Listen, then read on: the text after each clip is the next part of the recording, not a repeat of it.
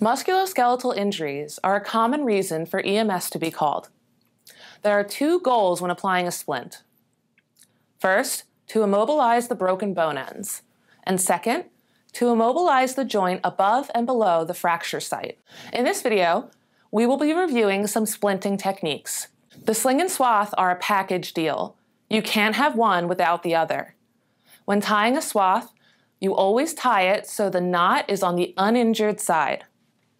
For all of these splints, PMS, or pulse motor sensation, should be assessed before and after application. The first technique that we will be reviewing is the standard sling and swath. Unfold a cravat into a triangular bandage. Then, tie a small knot at the top of the triangle. This will create a pocket in which the patient's elbow will sit. Next, position the long side of the triangular bandage diagonally against the patient's torso, with the small knot lined up with the elbow of the injured extremity. Bring the hanging section of the triangular bandage up over the injured extremity and tie the two tail ends together near the base of the patient's neck. Try to tie it closer to the patient's shoulder to avoid the knot causing irritation when the patient is seated on the stretcher. Also, the knot should not be resting directly on the patient's skin. Tuck the exposed tail ends under the knot to provide padding. Take your cravat and place the center of it over the patient's elbow. Wrap the anterior side under the wrist of the injured extremity to minimize any up and down movement of the limb.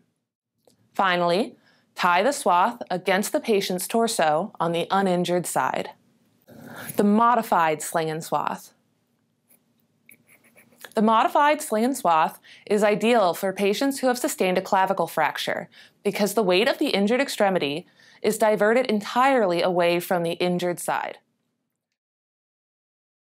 The sling begins the same way as the traditional sling and swath. Here's where it deviates. Instead of wrapping the hanging section of the triangular bandage over the extremity and towards the patient's neck, you wrap it over and around the injured extremity, utilizing the gap at the elbow. Pull the tail up along the patient's back and tie the two tails together. Finish by tying your swath. Forearm fracture. When it comes to fractures of the upper extremities, the rule of thumb is 1 bone, 1 board, 2 bones, 2 boards. This means that 2 boards should be utilized for all fractures involving the forearm. Place the first board, padded side up, under the injured extremity and ask your patient to wrap their hand around the edge of the splint if possible. This not only assists in the application of the splint, but also keeps the hand in a position of function. Place the second board on top of the injured extremity. Before we tie the boards together, we want to pad any voids. Typically, there is one found at the wrist. If you do not pad the voids, the arm will shift as the 2 boards are tied, and the bone ends will move. Now it is time to tie the 2 boards together. You'll need 2 cravats, and you'll tie 1 distal to the break and 1 proximal to the break. You never want to tie directly over the fracture site. I'm going to use a different type of knot for this, called the surgeon's knot, which is especially useful with the board splints. This knot is so effective because it keeps continuous pressure on the boards throughout the tying process, which prevents the foam padding from puffing back up and creating wiggle room.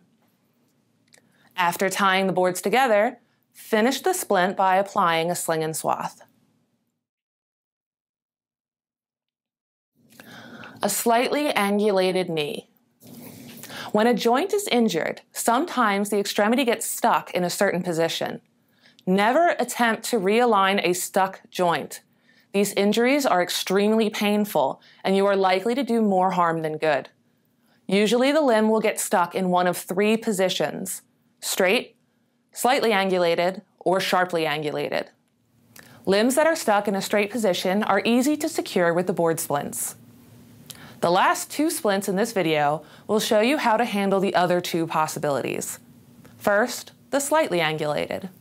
You'll need 1 long board splint and 1 rolled up blanket and 4 cravats. You are going to put your cravats in place before moving the injured extremity. 2 cravats will be placed distal to the knee and 2 will be placed proximally. Have your partner gently lift the injured extremity while supporting the joint in its angled position as much as possible, while you slide the longboard under the leg and over the cravats. The board needs to be long enough that it comes past the patient's ankle. Adjust your blanket roll so that it will fit into the void and help support the injured joint. Secure the splint in place with the cravats. Try to tie the cravats on the side of the extremity as close to the board as possible to avoid creating a pressure point on the patient's skin. The A-frame splint can seem pretty daunting, but it's actually pretty simple when you break it down. We are going to demonstrate this splint on a sharply angulated knee, but this can also be used on an elbow with shorter boards, of course.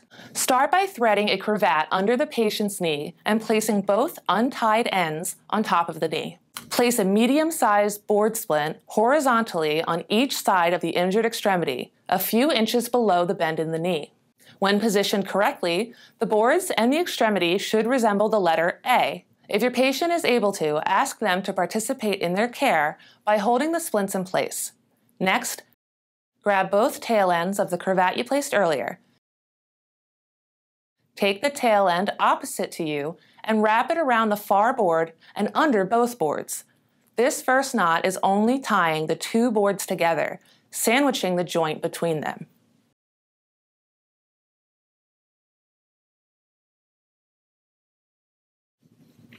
Next, take another cravat and thread it under the patient's calf where it intersects with the boards. Only keep a few inches of the cravat on your side, just enough to tie a knot over the board. Take the long tail on the opposite side of you and thread it over the top of the board closest to it, and then under, around, and over the board closest to you. Then under and around the board opposite of you. Finally, bringing the tail over the top of both boards and tie it off over the board on your side. If done correctly, the cravat should resemble a figure 8 shape. Repeat this process, threading the 3rd cravat under the patient's thigh where it intersects with the boards. If done correctly, the joint should be secured snugly between the 2 boards, and the patient should have very little to no ability to move their leg.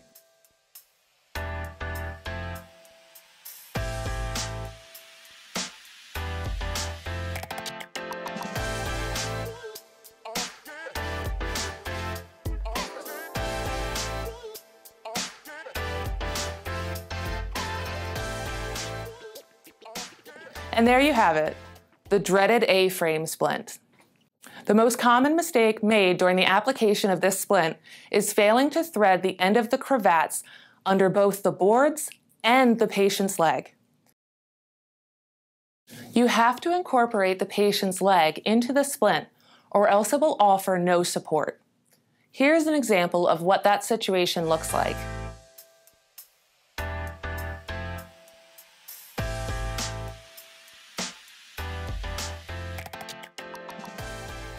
As you can see, the movement of the extremity hasn't been restricted at all, making this an ineffective splint.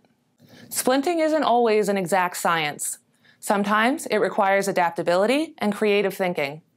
Hopefully, these techniques will strengthen your splinting foundation so you can feel confident in your ability to accomplish the ultimate goal: immobilization of the broken bone ends and the joints above and below the break.